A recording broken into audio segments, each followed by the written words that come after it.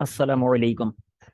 Test number 7 हमने discuss करना है, जो कि है ड्रिफ्ट वेलोसिटी और ओहम्स लॉ से रिलेटेड। मतलब कि चैप्टर नंबर 1 सेकेंड ईयर की फिजिक्स का वो हमारा कंप्लीट हो चुका है, और अब हमने चैप्टर नंबर 2 स्टार्ट करना है। और चैप्टर नंबर 2 के ये इनिशियल टॉपिक्स यही हैं, ड्रिफ्ट वेलोसिटी और फिर ओहम्स लॉ। तो उन्हीं से रिलेटेड ये सारे एमसीक्यूज हैं अब हमारे। देखें ज़रा, फर्स्ट एमसीक्यू है कि a current of 4.8 amperes is flowing in a conductor. The number of electrons passing through any cross section per second is. Current बताया हुआ है हमें 4.8 एम्पेयर्स। कहता है आप ये बताएं कि कितने इलेक्ट्रॉन्स पास करेंगे पर सेकेंड, यानी एक सेकेंड में। एक सेकेंड में कितने इलेक्ट्रॉन्स पास करेंगे हमारे उस कंडक्टर से। ठीक है, तो सॉल्व करते हैं, इसको सॉल्व करके देखते हैं क्या आंसर आता है।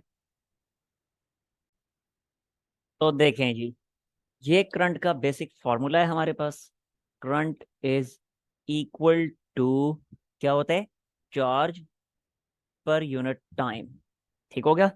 अब यहां हमसे क्या पूछा हुआ है, हमसे उसने ये पूछा हुआ है कि the number of electrons passing through any cross sectional area पर सेकेंड, कि कितने नंबर ऑफ इलेक्ट्रॉन पर सेकंड पास करेंगे, जबकि करंट की वैल्यू हमें दे दी है। तो हम ऐसे करते हैं कि इस इक्वेशन को रीअरेंज करते हैं, तो I will be Q will be equal to I multiply T. अब हमसे नंबर ऑफ इलेक्ट्रॉन्स पूछे हैं, चार्ज नहीं पूछा। तो टोटल चार्ज क्या होगा, टोटल चार्ज कितना पास कर रहा है, टोटल नंबर ऑफ इलेक्ट्रॉन्स को मल्टीप्लाई कर दें चार्ज ऑफ वन इलेक्ट्रॉन के साथ, तो आपको पूरे का पूरा चार्ज मिल जाएगा। समझ आइए, यानी टोटल चार्ज जो है वो इस चीज के इक्वल होता है, number of electrons multiply charge of one electron. ठीक, is equal to I multiply T, ऐसे ही लिख दिया मैंने।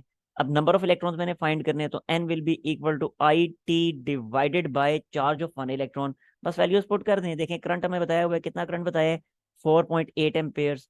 टाइम हमें बताया है, स्टेटमेंट में उसने यही कहा है ना कि the number of electrons passing through any cross section पर सेकंड, पर सेकंड यानी एक सेकंड, तो ये टाइम आ गया 1 second. Charge of one electron कितना होता है, इतना होता है 1.6 मल्टीप्लाई 10 की पावर -19 कूलम। ठीक हो गया। अब ये क्या बनेगा, टोटल नंबर ऑफ इलेक्ट्रॉन्स कितने बनेंगे। देखें, 4.8 को 1.6 से डिवाइड करें, आंसर क्या आता है, 3 आता है ना। सिंपल डिवाइड करने का आसान तरीका, पॉइंट्स को अगर इग्नोर करें तो 48 डिवाइडेड बाई 16 3 आता है। तो पॉइंट्स अगर लगा देंगे तब भी तो 3 आएगा, जबकि ये ऊपर जाएगा तो बनेगा 10 की पावर 19। तो इतने नंबर ऑफ इलेक्ट्रॉन्स पास हो रहे हैं, 3 इंटू 10 की पावर 19। ठीक है जी। तो देखें करेक्ट ऑप्शन हमारा क्या बन रहा है फिर। देखें, 3 इंटू 10 की power 19, correct answer is option ए। आगे समझ बात की। ओके जी, ये था फर्स्ट एमसीक्यू। अब हम आते हैं सेकंड एमसीक्यू की तरफ। सेकंड एमसीक्यू, सेकंड एमसीक्यू में कहता है कि 62.5 10 की power 18 electrons are flowing per second through a wire of cross sectional area 0.1 square metre. Current कितना है वायर में, वायर का करंट कहता है आपने फाइंड करना है, तो कर लेते हैं फाइंड। अगेन सेम फार्मूला ही है करंट के लिए। तो current is equal to, second MCQ, current is equal to charge passing in unit time. ठीक हो गया। अब चार्ज कितना बताया है, तो चार्ज नहीं बताया, नंबर ऑफ इलेक्ट्रॉन्स बताए हुए हैं।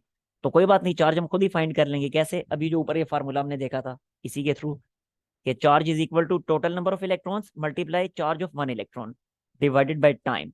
अब टोटल नंबर ऑफ इलेक्ट्रॉन्स इसने जो हमें बताए हैं वो बताए हैं 62.5 इंटू 10 की पावर 18, ये टोटल नंबर ऑफ इलेक्ट्रॉन्स हैं।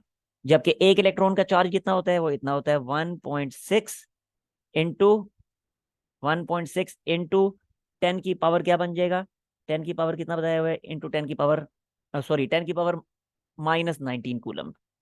ये चार्ज ऑफ इलेक्ट्रॉन है, डिवाइडेड बाय टाइम इसने हमें बताया हुआ है। कहता है 62.5 10 की power 18 electrons are flowing per second, per second, तो ये टाइम कितना आ गया, 1 सेकेंड। ठीक हो गया। बस सिंप्लीफाई करें, आपके पास आंसर आ चुका है। तो देखते हैं जरा क्या आंसर आता है। फर्दर इसको थोड़ा सा सॉल्व करें, देखें क्या बनेगा। ये बन गया 62.5 इंटू 1.6 इंटू 10 की पावर -1 बन जाएगा। और फर्दर 10 की पावर -1 और इस चीज को मल्टीप्लाई करें तो बनता है 6.25 मल्टीप्लाई 1.6। अब इसको विदाउट कैलकुलेटर सॉल्व करना, एग्जैक्ट आंसर फाइंड करना बहुत मुश्किल है। लेकिन एक चीज हमें दिखाई दे रही है कि जब ये 6.25 जब मल्टीप्लाई होगा 1.6 से, तो आंसर जो है वो 10 के अराउंड आएगा। ऐसा ही है ना। और ऑप्शंस जो है हमारे, अब उन ऑप्शंस को देखें, ऑप्शंस कौन कौन से हैं, तो आपके लिए डिसाइड करना बहुत आसान हो जाएगा। तो देखें 0.1 तो हो नहीं सकता, क्योंकि बताया आंसर 10 के अराउंड आ रहा है। 0.11 भी नहीं हो सकता, 1 भी नहीं हो सकता, तो आंसर फिर क्या बना, 10 एम्पेयर। समझ आ गई बात की। तो इस तरीके से आपने एमसीक्यूज के जो ऑप्शंस हैं उनको देख के डिसाइड करना है कि हमारा आंसर किसके अराउंड आ रहा है, उसको आपने जो है वो कर देना है, मार्क कर देना है। ठीक हो गया। नेक्स्ट आ जाए एमसीक्यू नंबर 3 की तरफ। थर्ड एमसीक्यू है, अ फ्लो ऑफ 10 की power 7 electrons per second in a wire constitute of current of, again current हमने फाइंड करना है। तो देखें जरा थर्ड एमसीक्यू कितने इलेक्ट्रॉन्स हैं, करंट हमने फाइंड करना है, तो current is equal to again charge divided by time. Charge नहीं बताया, नंबर ऑफ इलेक्ट्रॉन्स बताए हैं, तो फिर से हम वही काम करेंगे, N E divided by T. अब नंबर ऑफ इलेक्ट्रॉन्स हमें कितने बताए हुए हैं, नंबर ऑफ इलेक्ट्रॉन्स बताए हैं 10 की पावर 7, और एक इलेक्ट्रॉन का चार्ज कितना होता है, इतना होता है 1.6 इंटू 10 की पावर -19।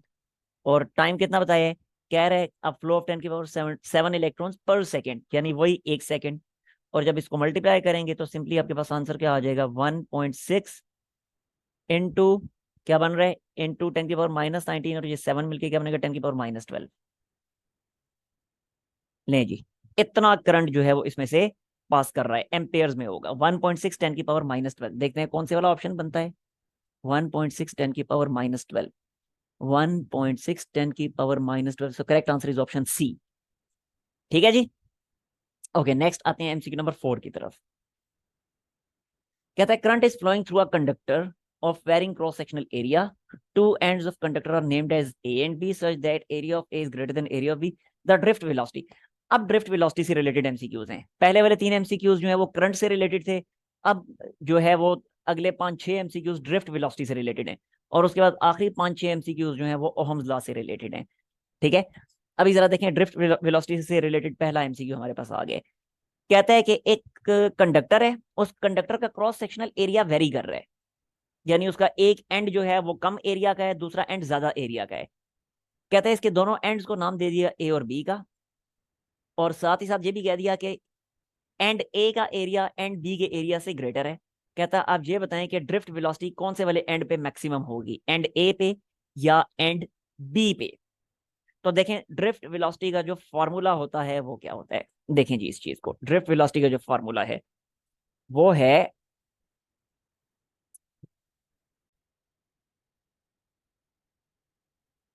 वो है जी, drift velocity is equal to I over N A Q. ये ड्रिफ्ट वेलोसिटी का फार्मूला है। अब इसमें ये पैरामीटर्स कौन कौन से हैं, आई करंट है, क्यू चार्ज है, ए एरिया है हमारे इस कंडक्टर का एरिया, क्रॉस सेक्शनल एरिया, और एन है number of charges per unit volume, यानी ये नंबर डेंसिटी है चार्जेस की। ये क्या है, number density, number of charges per unit volume. समझ आई ना बात की। अब जरा इस चीज को देखें आप। अब आप लोगों ने यहां से देखना है, आप लोगों ने क्या देना है भाई, क्योंकि ड्रिफ्ट वेलोसिटी एरिया के इनवर्सली प्रोपोर्शनल है, तो लिहाजा जिसका एरिया कम है वहां पे ड्रिफ्ट वेलोसिटी ज्यादा होगी, और आपने मार्क कर देना है, और आपका एमसीक्यू गलत हो जाना है। ऐसा नहीं होगा, बिल्कुल भी ऐसा नहीं होगा। तो कैसे होगा फिर, बड़े गौर से अब इस चीज को देखिएगा। हमें पता है ना कि रेजिस्टेंस जो है, रेजिस्टेंस किसी भी कंडक्टर की रेजिस्टेंस, उसका फार्मूला क्या होता है, rho L by A, rho L by A, sorry rho L by A length, ऐसे ऐसे ही होता है। अब जरा देखें यहाँ पे रेजिस्टेंस एरिया के इनवर्सली प्रोपोर्शनल है, यानी अगर एरिया इंक्रीज होगा तो रेजिस्टेंस क्या हो जाएगी, रेजिस्टेंस डिक्रीज हो जाएगी। आई समझ। जब रेजिस्टेंस डिक्रीज हो जाएगी तो करंट क्या होगा, current is equal to I is equal to V divided by R. अब जरा देखें अगर रेजिस्टेंस डिक्रीज हो जाएगी तो करंट क्या हो जाएगा, इंक्रीज। इसका मतलब क्या हुआ, इसका मतलब ये हुआ कि अगर एरिया इंक्रीज हुआ तो करंट भी क्या हो गया, इंक्रीज हो गया। ऐसे ही है ना, एरिया इंक्रीज हुआ तो करंट भी इंक्रीज हो गया, डायरेक्ट रिलेशन है एरिया ऑफ करंट, एरिया और करंट की। तो अब यहाँ पे देखें इधर भी तो ऐसे ही होगा, अगर मैं एरिया इंक्रीज करवा रहा हूँ तो करंट भी इंक्रीज कर रहा है, यानी अगर न्यूमिरेटर इंक्रीज कर रहा है तो डिनोमिनेटर इंक्रीज कर रहा है, तो न्यूमिरेटर भी ऑटोमेटिकली इंक्रीज कर रहा है उसी रेशो के साथ। तो जब न्यूमिनेटर और डिनोमिनेटर में सेम इंक्रीज आ रहा हो या फिर सेम डिक्रीज आ रहा हो तो ओवरऑल फ्रैक्शन तो कांस्टेंट रहता है, और ओवरऑल फ्रैक्शन ड्रिफ्ट वेलोसिटी के इक्वल है, तो इसका मतलब है ड्रिफ्ट वेलोसिटी कांस्टेंट रहेगी। समझ आ गई ना बात की? तो ड्रिफ्ट वेलोसिटी बिल्कुल भी एरिया पे डिपेंड नहीं करेगी। अब कंफ्यूज नहीं होना इस बात से। तो इसलिए अब हम कह देंगे कि ड्रिफ्ट वेलोसिटी रिमेन्स कांस्टेंट, तो दोनों एंड्स पे ड्रिफ्ट वेलोसिटी सेम होगी। Drift velocity at A is equal to drift velocity at B. तो लें जी, drift velocity at A is same drift velocity, option C. ठीक, ओके जी। अब हम आते हैं एमसीक्यू नंबर 5 की तरफ। देखें diameter of the wire is reduce to 1/3, तो ड्रिफ्ट वेलोसिटी इलेक्ट्रॉन की जो वो क्या हो जाएगी, अगेन सेम रहेगी। क्यों? क्योंकि डायमीटर अगर आप चेंज कर रहे हैं, तो अभी आपको बताया डायमीटर चेंज कर रहे हैं तो असल में एरिया चेंज हो रहा है।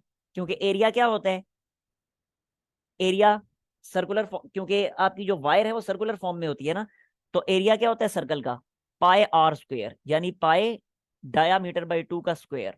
आर स्क्वायर लिखें या डी बाई 2 लिखें, एक ही बात है ना। ठीक है, तो अगर आप डायामीटर चेंज कर रहे हैं तो असल में एरिया चेंज कर रहे हैं। और अभी हमने देख लिया ड्रिफ्ट वेलोसिटी का जो फार्मूला है इसके मुताबिक आई एन ए क्यू। अभी हमने देख लिया इस फार्मूला में कि अगर एरिया चेंज होगा तो ऑटोमेटिकली करंट भी चेंज होगा। एरिया इंक्रीज होगा तो करंट भी इंक्रीज होगा, एरिया डिक्रीज होगा तो करंट भी डिक्रीज होगा, तो ओवरऑल फ्रैक्शन तो कांस्टेंट रहेगा, तो लिहाजा ड्रिफ्ट वेलोसिटी कांस्टेंट रहेगी। समझ आइए बात की? क्लियर हो गया ना कि रेडियस चेंज करें या डायामीटर चेंज करें, दोनों सूरतों में एरिया चेंज हो रहा है। और जब एरिया चेंज हो रहा है, एरिया अगर इंक्रीज कर रहा है तो करंट भी इंक्रीज कर रहा है सेम रेशो के साथ, एरिया अगर डिक्रीज कर रहा है तो करंट भी डिक्रीज कर रहा है सेम रेशो के साथ, तो फ्रैक्शन ने कांस्टेंट रहना है, मींस के ड्रिफ्ट वेलोसिटी कांस्टेंट रहेगी। तो करेक्ट आंसर यहां पे क्या बना, देखें जी, करेक्ट आंसर क्या बना, it remain same, option D. समझ आ गई ना बात की? ओके जी, चलते हैं एमसीक्यू नंबर 6 की तरफ। ये लें जी, ये एमसीक्यू नंबर 6 आपके सामने। कहते हैं drift velocity of the electrons in the wire is proportional to dash of wire, radius, square of radius, cube of radius, या नन ऑफ दीज। और भाई नन ऑफ दीज, अभी जो आपको समझाया एमसीक्यू नंबर 4 में भी यही बात समझाई, एमसीक्यू नंबर 5 में भी यही बात समझाई कि रेडियस पे, डायामीटर पे, एरिया पे कोई डिपेंडेंस नहीं होती ड्रिफ्ट वेलोसिटी की। समझ लें इस चीज को एक दफा फिर। ये देखें जरा अगेन, एरिया क्या होता है कंडक्टर का area, pi R square, pi R square. अब अगर मैं रेडियस चेंज करूंगा, रेडियस चेंज करूंगा तो एरिया ऑटोमेटिकली चेंज होगा। फर्ज करें रेडियस में इंक्रीज करवा रहा हूं तो एरिया भी इंक्रीज करेगा, और जब एरिया इंक्रीज करेगा तो अगेन एरिया इंक्रीज करने के साथ साथ करंट भी इंक्रीज करेगा। अभी इधर समझाया था आपको, ये देखें जरा कि अगर ये रेजिस्टेंस का फार्मूला है, अगर एरिया इंक्रीज करेंगे तो रेजिस्टेंस डिक्रीज होगी, रेजिस्टेंस डिक्रीज होगी तो करंट इंक्रीज होगा। इसका मतलब है एरिया इंक्रीज करने से करंट भी इंक्रीज कर रहे हैं। समझ आ गई बात की? तो यहां भी तो ऐसा ही है, अगर एरिया इंक्रीज करेंगे, अगर एरिया इंक्रीज करेंगे तो करंट भी इंक्रीज करेगा, यानी डिनोमिनेटर बढ़ाएंगे तो न्यूमिनेटर भी बढ़ेगा, ओवरऑल फ्रैक्शन फिर कांस्टेंट रहेगा, यानी ड्रिफ्ट वेलोसिटी कांस्टेंट रहेगी। आगे ना समझ बात की? तो क्लियर हो गया कि रेडियस बढ़ाने से या डायामीटर बढ़ाने से एरिया बढ़ता है, और एरिया के बढ़ने से करंट बढ़ता है, तो ओवरऑल फ्रैक्शन कांस्टेंट रहता है, ड्रिफ्ट वेलोसिटी कांस्टेंट रहती है। तो इस केस में भी ड्रिफ्ट वेलोसिटी कांस्टेंट रहेगी। समझ आ गई? तो अब ये बात याद रखिएगा, मैं इधर लिख देता हूं फाइनली कि drift velocity does not depend, does not depend किस किस पे, does not depend on radius, diameter, area. क्योंकि सारे रेडियस या डायमीटर को चेंज करेंगे तो एरिया तो चेंज होना ही है। तो जब एरिया पे डिपेंडेंस नहीं है तो फिर इन दोनों पे भी ड्रिफ्ट वेलोसिटी की कोई डिपेंडेंस नहीं है। अलबत्ता एक चीज है, वो चीज भी समझ लें। पहले मैं इस एमसीक्यू को मार्क कर देता हूं और फिर मैं वो चीज समझाता हूं। इस केस में जो है वो किसी पे इसकी डिपेंडेंस नहीं है। इसको पहले मैं मार्क करता हूं और फिर वो अगली चीज में समझाता हूं, और जरूर समझें इस चीज को। देखें जरा, ये तो हो गया नन ऑफ दिस। अब जो बात मैं समझाने लगा हूं उस चीज को समझिएगा। वो बात मैं ये समझाने लगा हूं कि ड्रिफ्ट वेलोसिटी की लेंथ पे डिपेंडेंस जरूर होगी। ड्रिफ्ट वेलोसिटी जो है depends on length of conductor, depends कैसे, on length of conductor, conductor की लेंथ पे ड्रिफ्ट वेलोसिटी की डिपेंडेंस जरूर है। कैसे, जरा गौर से देखिएगा। अगेन मैं ड्रिफ्ट वेलोसिटी का फार्मूला लिखता हूं, वही जो ऊपर लिखा हुआ है, I over N A Q. ठीक हो गया? अब आई की जगह मैं क्या लिख देता हूं, ये 1/NAQ को मैं साइड पे लिख देता हूँ। आई की जगह में क्या लिख देता हूँ, आई होगा potential difference divided by resistance. इसी के मुताबिक V is equal to I R होता है ना, ये V is equal to I R. तो इसके मुताबिक करंट क्या होगा, V/R। अब R रेजिस्टेंस है, तो रेजिस्टेंस को फर्दर फिर मैं क्या लिखूंगा, देखें अब मैं लिखता हूँ V/NAQ। और रेजिस्टेंस क्या होती है, रेजिस्टेंस ये होती है रो L/A। तो यहां से ड्रिफ्ट वेलोसिटी क्या बनी, फिर drift velocity is equal to, ये बन गया VA divided by N NAQL। तो बिल्कुल क्लियर नहीं हो गया कि ड्रिफ्ट वेलोसिटी जो है वो लेंथ के इनवर्सली प्रोपोर्शनल है। ये चीज, ड्रिफ्ट वेलोसिटी जो है कंडक्टर की लेंथ के इनवर्सली प्रोपोर्शनल है, कि अगर कंडक्टर की लेंथ इंक्रीज होगी तो ड्रिफ्ट वेलोसिटी डिक्रीज होनी शुरू हो जाएगी। कंडक्टर की लेंथ को डबल कर दें तो ड्रिफ्ट वेलोसिटी हाफ हो जाएगी। कंडक्टर की लेंथ को 3 टाइम्स कर दें तो ड्रिफ्ट वेलोसिटी 1/3 हो जाएगी। कंडक्टर की लेंथ को अगर 1/3 कर दें तो ड्रिफ्ट वेलोसिटी 3 टाइम्स हो जाएगी, क्योंकि इनवर्स रिलेशनशिप है। समझ आइए, तो ये बात पक्की याद रखनी है अब, कि ड्रिफ्ट वेलोसिटी जो है वो रेडियस पे या डायामीटर पे, एरिया पे, इन पे डिपेंड नहीं करती, लेकिन ड्रिफ्ट वेलोसिटी लेंथ पे डिपेंड जरूर करती है। समझ आ रही है ना बात की, तो इससे रिलेटेड भी कोई एमसीक्यू लेंथ से रिलेटेड आ सकता है, तो अब इस चीज को माइंड में रखिएगा। खैर, अब हम चलते हैं नेक्स्ट एमसीक्यू की तरफ। देखें जी, नेक्स्ट एमसीक्यू है हमारा एमसीक्यू नंबर 7। एमसीक्यू नंबर 7 में कहता है कि potential difference at the ends of the wire become double. Wire के एंड्स पे पोटेंशियल डिफरेंस डबल हो जाता है। कहता है बताएं ड्रिफ्ट वेलोसिटी पे क्या फर्क पड़ेगा। बहुत आसान है ये भी, पोटेंशियल डिफरेंस डबल होगा तो ड्रिफ्ट वेलोसिटी डबल हो जाएगी। कैसे, ये देखें, सॉल्व करके मैं आपको दिखा देता हूँ। फिर से मैं ड्रिफ्ट वेलोसिटी का फार्मूला लिखता हूँ। Drift velocity is equal to I/NAQ। और फिर से आई की जगह क्या लिख दूंगा, ओहम्स लॉ के मुताबिक V/R। V divided by R, V is potential difference, ठीक है, और NAQ/SE। तो बिल्कुल क्लियर नहीं हो गया यहाँ से कि ड्रिफ्ट वेलोसिटी पोटेंशियल डिफरेंस के डायरेक्टली प्रोपोर्शनल है। Drift velocity is directly proportional to potential difference, यानी पोटेंशियल डिफरेंस बढ़ाएंगे तो ड्रिफ्ट वेलोसिटी बढ़ जाएगी, पोटेंशियल डिफरेंस हाफ करेंगे तो ड्रिफ्ट वेलोसिटी हाफ हो जाएगी, क्योंकि डायरेक्ट रिलेशन है इनमें। सो करेक्ट आंसर कौन सा बना हमारा, करेक्ट आंसर बन गया drift velocity potential difference at the end of the wire become double, तो drift velocity also become double, option C. ठीक हो गया ना। ओके जी, नेक्स्ट आते हैं एमसीक्यू नंबर 8 की तरफ। देखें जी, 8th एमसीक्यू, एक कॉपर वायर है और एक एल्यूमिनियम वायर है, दोनों की लेंथ सेम है और थिकनेस जो है, थिकनेस भी दोनों की सेम है। कॉपर वायर और एल्यूमिनियम वायर दोनों की लेंथ भी सेम है, दोनों की थिकनेस भी सेम है। These are connected in parallel to the battery, battery के साथ इनको पैरेलल में कनेक्ट कर दिया गया है। तो ड्रिफ्ट वेलोसिटी किसके थ्रू ज्यादा होगी, कॉपर वायर के थ्रू ज्यादा होगी या के एल्यूमिनियम वायर के थ्रू ज्यादा होगी। देखें किसके थ्रू ज्यादा होगी, बिल्कुल आसान है। देखिए जी, मैं सोल्व करके दिखाता हूं आपको।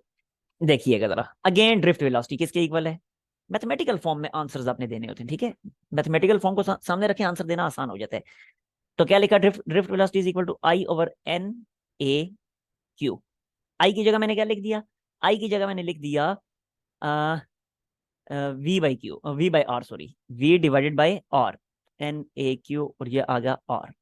R क्या होता है, ρL/A, तो VNAQ, तो R की जगह लिख दिया ρL/A। तो drift velocity is equal to VA/NAQL rho. अब जरा देखें, यहाँ पे दोनों वायर्स जो हैं उनका कहते हैं उनकी थिकनेस सेम है, यानी उनका क्रॉस सेक्शनल एरिया सेम है। दोनों को पैरेलल में कनेक्ट किया है, इसका मतलब है दोनों के क्रॉस पोटेंशियल डिफरेंस भी सेम है। और साथ ही साथ एरिया, अगेन वही चीज, एरिया एरिया एरिया से कैंसिल हो जाएगा, वो भी सेम है। लेंथ के बारे में कहता है लेंथ भी सेम है। तो इसका मतलब है कि ड्रिफ्ट वेलोसिटी पे डिपेंड किस पे कर रही है, सिर्फ और सिर्फ रो पे डिपेंड कर रही है, रेजिस्टिविटी पे। Drift velocity is inversely proportional to resistivity. अब जिसकी रेजिस्टिविटी ज्यादा है उसके अक्रॉस ड्रिफ्ट वेलोसिटी कम है। अब रेजिस्टिविटी किसकी ज्यादा है, एल्यूमिनियम वायर की। कॉपर वायर की रेजिस्टिविटी बहुत कम होती है, क्योंकि रेजिस्टिविटी आपको पता है ना मटेरियल की प्रॉपर्टी है, मटेरियल चेंज होगा तो रेजिस्टिविटी चेंज होगी। रेजिस्टिविटी डायमेंशंस पे डिपेंड नहीं करती, लेंथ पे या एरिया पे, रेडियस वगैरह इन पे डिपेंड नहीं करती, ये मटेरियल पे डिपेंड करती है। It is the property of the material. अब एल्यूमिनियम की रेजिस्टिविटी ज्यादा है, तो एल्यूमिनियम की ड्रिफ्ट वेलोसिटी भी कम हो जाएगी। समझ आ गई बात की, तो एल्यूमिनियम के अक्रॉस ड्रिफ्ट वेलोसिटी कम है। तो ड्रिफ्ट वेलोसिटी इज ग्रेटर, तो एल्यूमिनियम के अक्रॉस कम है तो इसका मतलब है कॉपर के अक्रॉस ज्यादा है। Drift velocity of electron is greater through copper wire, option A. आगे ना समझ बात की। और अब हम आते हैं एमसीक्यू नंबर 9 की तरफ। देखें, करंट बता दिया गया, 5 एम्पेयर का करंट है जो फ्लो कर रहा है एक वायर में से, और उस वायर का क्रॉस सेक्शनल एरिया भी हमें बता दिया गया है। चार्ज डेंसिटी भी हमें बता दी गई है, यानी स्मॉल एन की वैल्यू, वो जो ड्रिफ्ट वेलोसिटी के फार्मूला में स्मॉल एन था ना, दैट वाज चार्ज डेंसिटी, तो उसकी वैल्यू भी ये बता दी गई है। कहता है आपने ड्रिफ्ट वेलोसिटी फाइंड करनी है, बस सीधी सीधी उस फार्मूला में वैल्यू पुट करें, आंसर आपके पास आ जाएगा। देखें जरा, drift velocity is equal to, क्या थी drift velocity, that is equal to I over N A Q. अब करंट कितना बताया हुआ है, करंट की वैल्यू यहाँ पे हमें इसने बताई हुई है, आई थिंक 5 एम्पेयर्स है, yes 5 Ampere's, divided by charge density कितनी बताई हुई है, वो है 4 × 10⁻⁻⁶, 4 × 10⁻⁻⁶। एरिया कितना बताया हुआ है, वो है 5 × 10⁻16 × 10⁻26, सॉरी, स्क्वायर मीटर्स। ठीक हो गया। और आखिर में चार्ज, चार्ज किसका, यहाँ क्या फ्लो कर रहा है, कहते हैं find the drift velocity of electrons, तो इलेक्ट्रॉन्स फ्लो कर रहे हैं, तो इलेक्ट्रॉन का चार्ज, तो एक इलेक्ट्रॉन का चार्ज कितना होता है, 1 × 10⁻⁻⁻19 कूलम्स। बस आसान हो गया काम, ये दोनों कैंसिल हो गए, बाकी नीचे क्या बचा, नीचे बचा, देखें जरा, 4 को 1.6 से मल्टीप्लाई करें तो क्या आएगा, 6.4 आएगा, मल्टीप्लाई 10⁻⁻6, 10⁻26, क्या बनता है 10⁻20, वो इसके साथ मिलेगा तो 10⁻1, तो सिंपली क्या बन गया, 1/64 मीटर पर सेकेंड, ये है ड्रिफ्ट वेलोसिटी। ठीक हो गया। तो देखें जरा क्या बनता है answer, correct answer is option C. ठीक, नेक्स्ट आ जाए नंबर 10 की तरफ। अब ड्रिफ्ट ड्रिफ्ट वेलोसिटी के एमसीक्यूज खत्म हो चुके हैं, और अब एमसीक्यूज यहां से स्टार्ट होते हैं ओहम्स लॉ के। देखें जरा, फर्स्ट एमसीक्यू है slope of I V graph, यानी करंट और वोल्टेज के दरमियान जो ग्राफ है उसकी स्लोप हमें क्या चीज प्रोवाइड करती है। देखें इस चीज को क्या चीज प्रोवाइड करती है, देखते हैं। ये देखें, ओहम्स लॉ के मुताबिक V is equal to what, number 10 है ये, ठीक है, वो नंबर 9 था, that was number 9 and this is number 10। Ohm's law के मुताबिक V is equal to I R. ठीक हो गया। अब यहां से स्लोप क्या चीज प्रोवाइड करेगी, देखें जब हम ग्राफ ड्रा करते हैं ना करंट और वोल्टेज के दरमियान, तो हमेशा करंट को रखा जाता है कहाँ पे, वर्टिकल एक्सिस पे, वोल्टेज को हॉरिजॉन्टल एक्सिस पे, क्योंकि हमें पता है कि इनडिपेंडेंट क्वांटिटी हॉरिजॉन्टल एक्सिस पे होती है, जबकि डिपेंडेंट क्वांटिटी वर्टिकल एक्सिस पे होती है। करंट यहाँ पे डिपेंडेंट क्वांटिटी है, because current is depending upon voltage, तो करंट जो है उसको वाई एक्सिस पे रखा जाएगा। अब स्लोप क्या होती है, स्लोप होती है delta Y divided by delta X, ऐसे ही है ना, तो यहाँ पे स्लोप क्या बनेगी, delta I divided by delta we, यानी करंट बाय वोल्टेज, ये होगी स्लोप।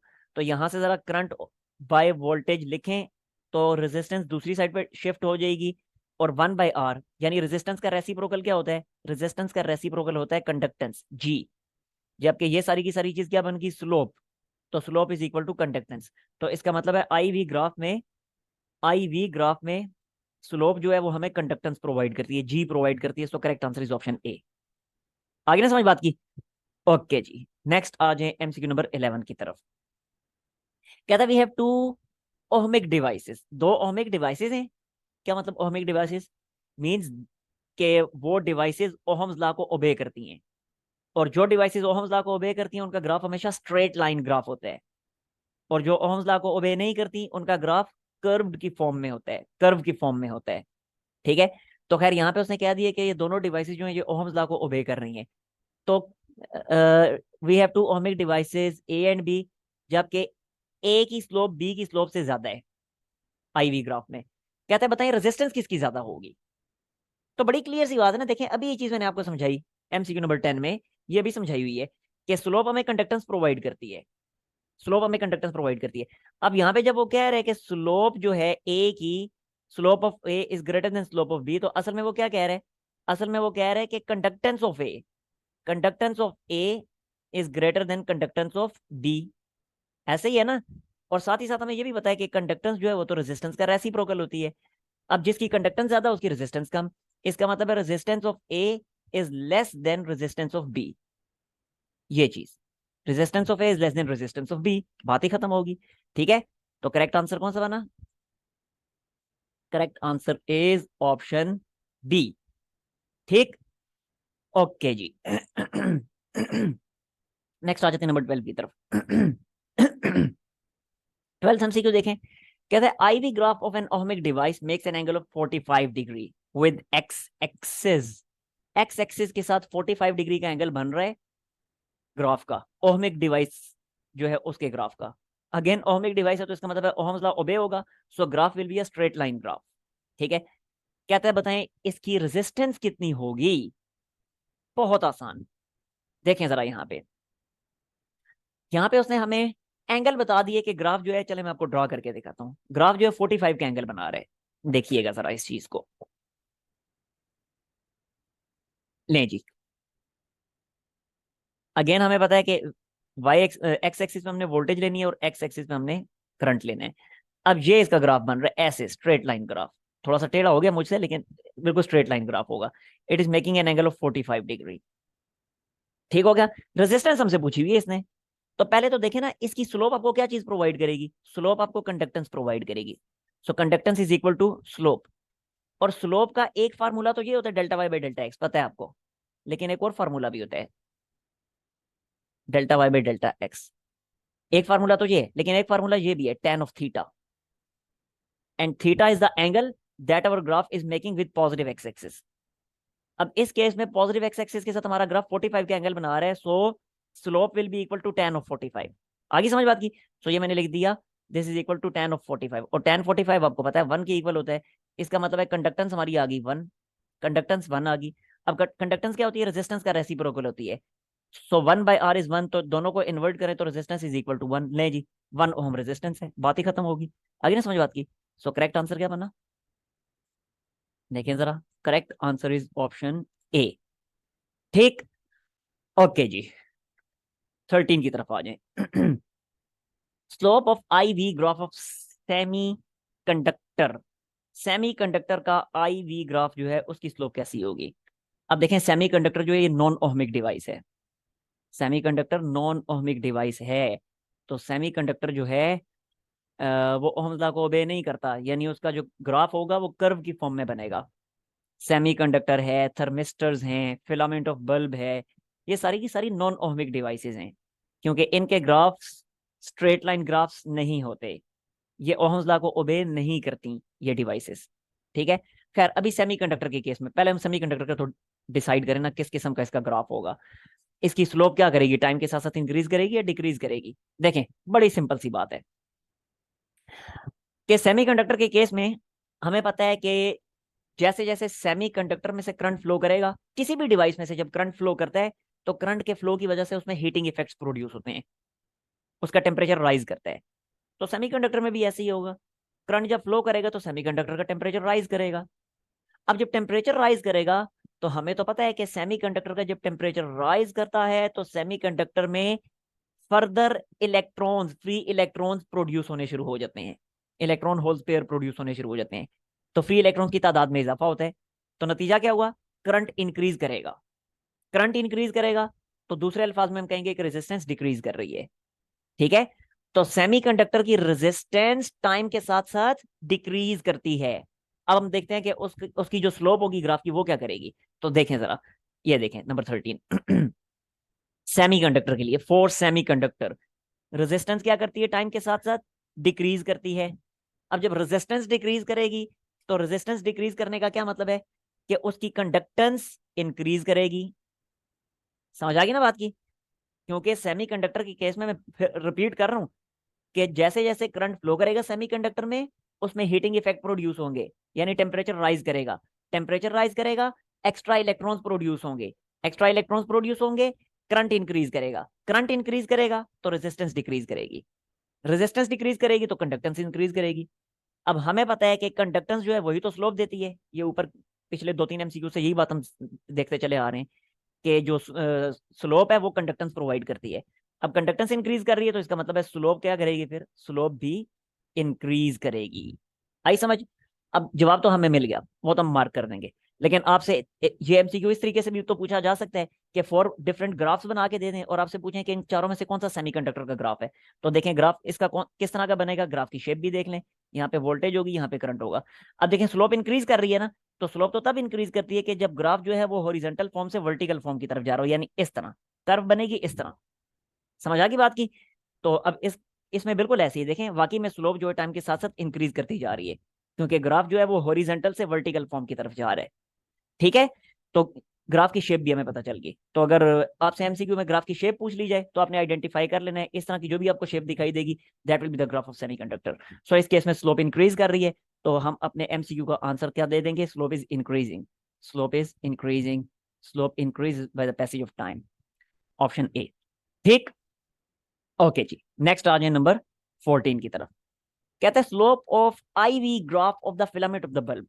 बल्ब के फिलामेंट का जो ग्राफ, बल्ब के फिलामेंट का जो ग्राफ है उसकी स्लोप क्या करेगी टाइम के साथ साथ। अब इसको हम देखते हैं। बल्ब का फिलामेंट होता है ना, वो मेटल का बना होता है, पता ही है आपको।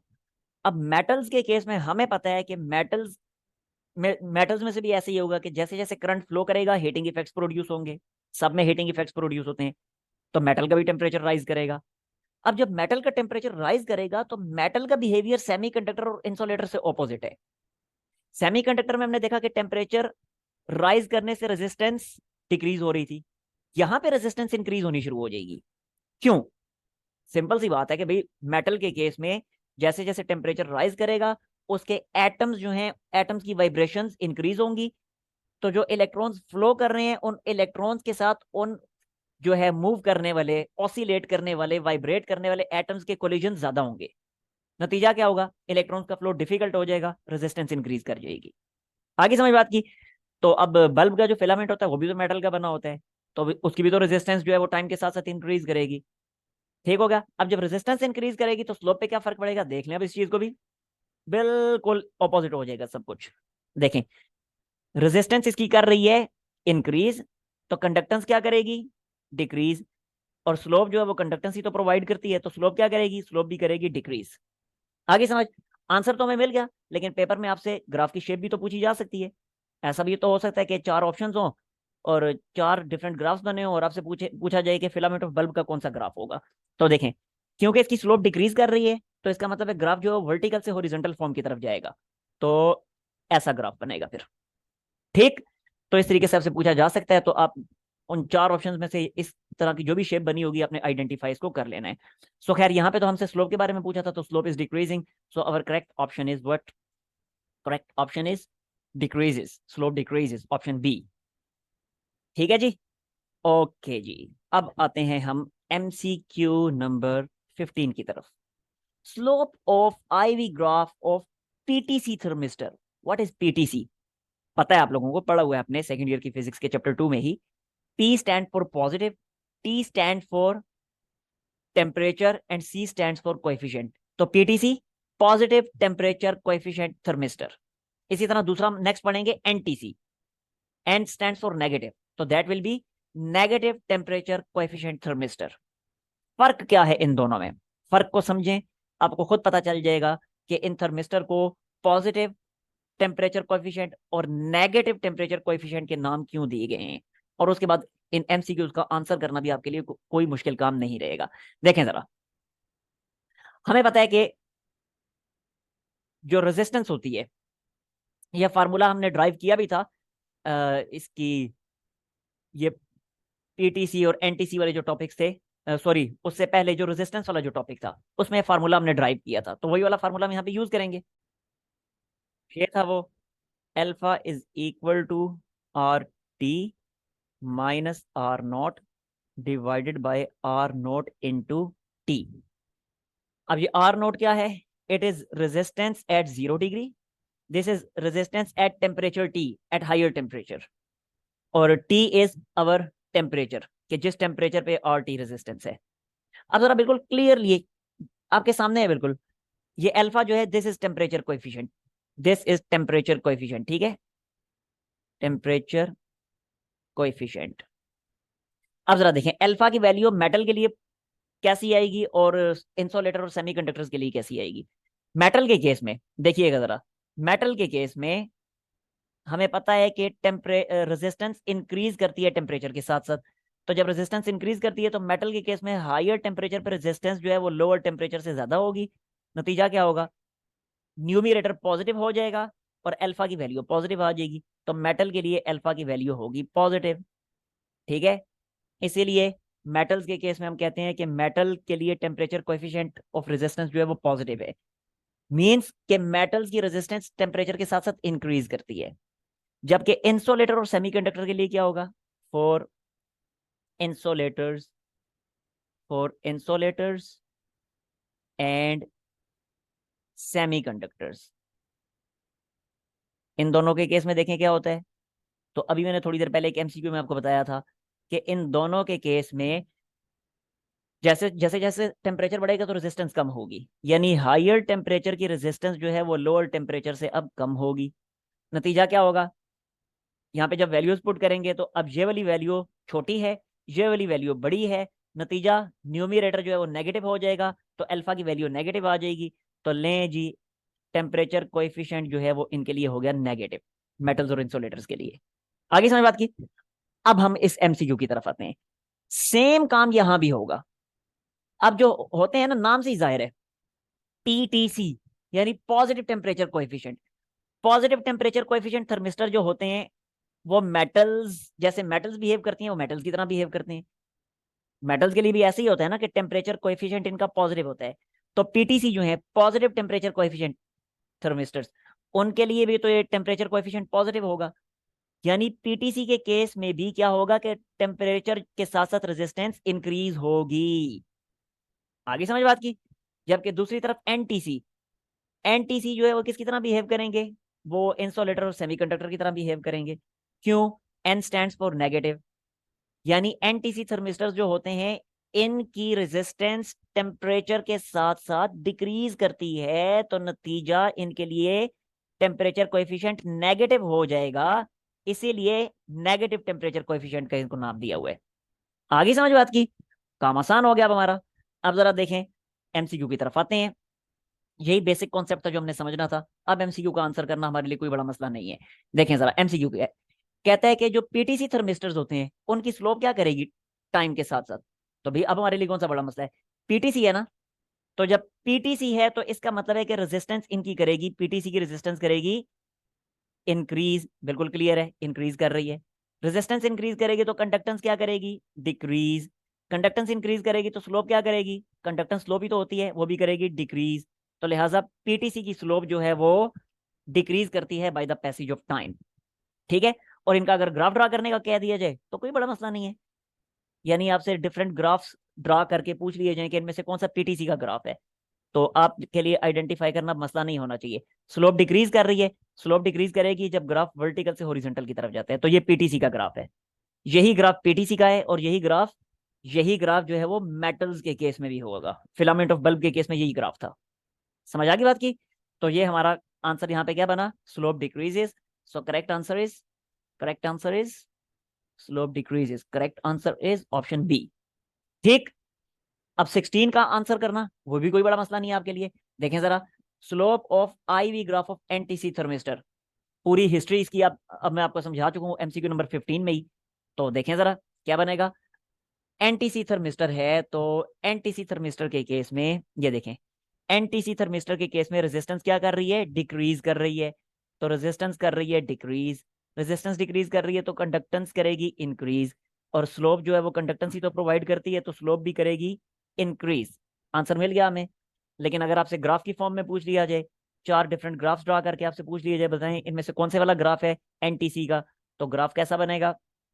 देखें जरा, स्लोप इंक्रीज कर रही है तो इसका मतलब है ग्राफ जो है वो हॉरिजॉन्टल से वर्टिकल की तरफ जाएगा, इस तरह का। ठीक है, तो यही ग्राफ एनटीसी का है, यही ग्राफ इंसुलेटर का है, यही ग्राफ सेमीकंडक्टर्स का है। सो करेक्ट आंसर यहाँ पे क्या बना, slope is increasing. Slope is increasing, slope is increasing, option A. लें जी, ये थे आपके टेस्ट नंबर 7 के एमसीक्यूज। नेक्स्ट टाइम इंशाल्लाह टेस्ट नंबर 8 के एमसीक्यूज को डिस्कस करेंगे।